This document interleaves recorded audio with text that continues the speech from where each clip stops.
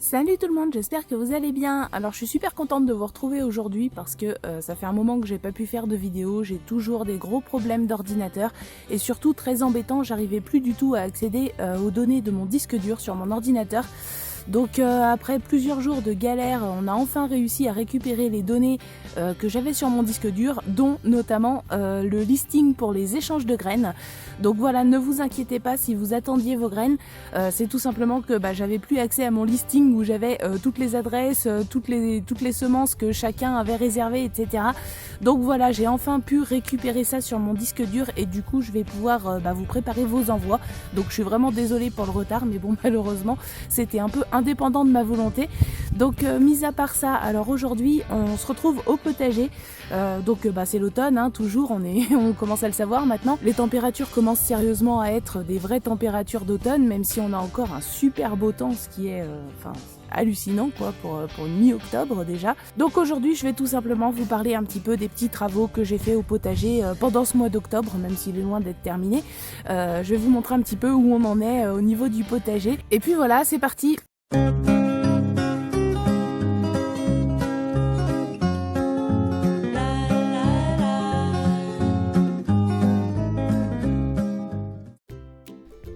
Alors on commence avec la rhubarbe et comme vous le voyez, elle commence à être vraiment moins jolie, hein. Les tiges sont en train de devenir de plus en plus souples et les feuilles commencent à jaunir pas mal.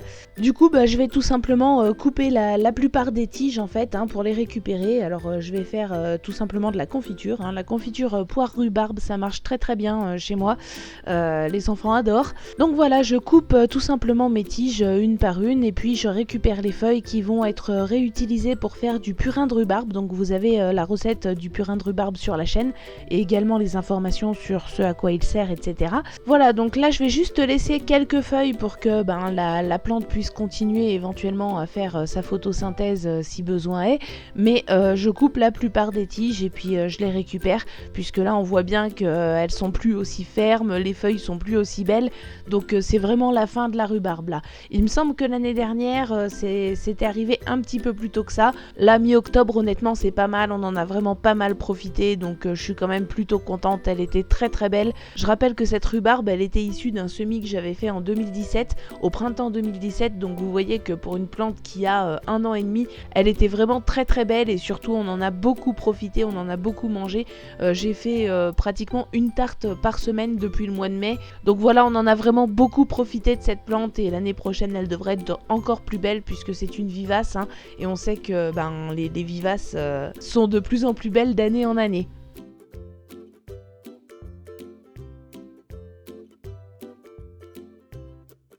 On passe maintenant aux tomates, donc là c'est les dernières tomates, hein, et je trouve encore que mi-octobre en extérieur c'est vraiment pas mal. J'ai encore 2 pieds de Saint-Pierre qui donnent pas mal, mais ici c'est les Anna Russiane et c'est vraiment la dernière, j'attendais qu'elle mûrisse, donc c'est chose faite, hein, c'est la dernière Anna Russiane sur ce pied qui est d'ailleurs pas super beau là, hein.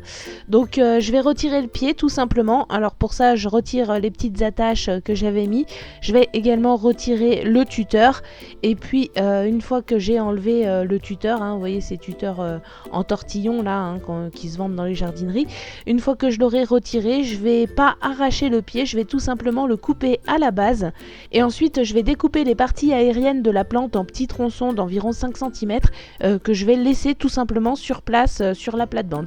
Ils vont se composter sur place, se décomposer sur place. Je ne fais rien de plus. Donc là, je pense notamment à Léa qui regrettait que son mari veuille pas acheter de broyeur. Comme tu vois, moi, il y a plein de plantes que je me fatigue même pas à passer au broyeur en fait, hein. Je les coupe tout simplement en petits tronçons comme ça et je laisse ça sur le sol en guise de paillage et ça vient se décomposer sur place et nourrir le sol et les micro-organismes du sol.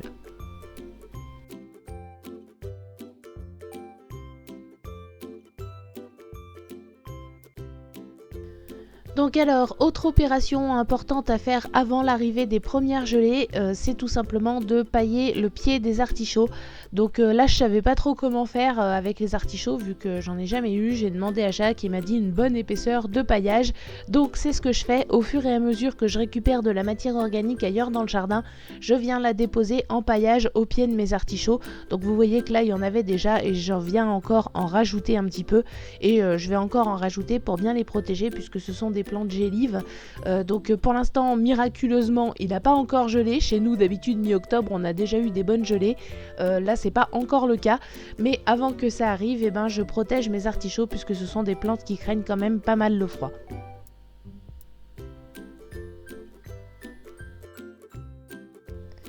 Pendant le mois d'octobre, on continue également à récolter les courges. Donc ici, c'est les courges pommes d'or. Alors celle-ci est toute petite, mais pour autant, elle est bien mûre. Hein. On le voit à son pédoncule qui est bien sec. Voilà, donc je continue à récolter les courges au fur et à mesure de leur maturité. J'en ai certaines des pommes d'or qui ne sont pas encore mûres. Et c'est pourquoi j'ai pas encore envoyé les graines de courges pommes d'or à ceux qui en attendent.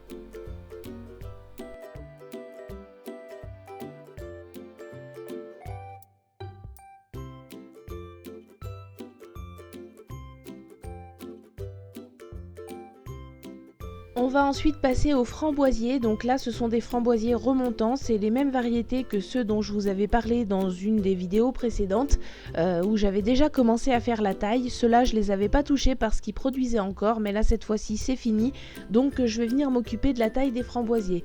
Alors, c'est des framboisiers remontants et donc je taille à la moitié les branches de l'année, à peu près la moitié, et je taille au ras du sol les branches de l'année précédente qui ne produiront plus du tout.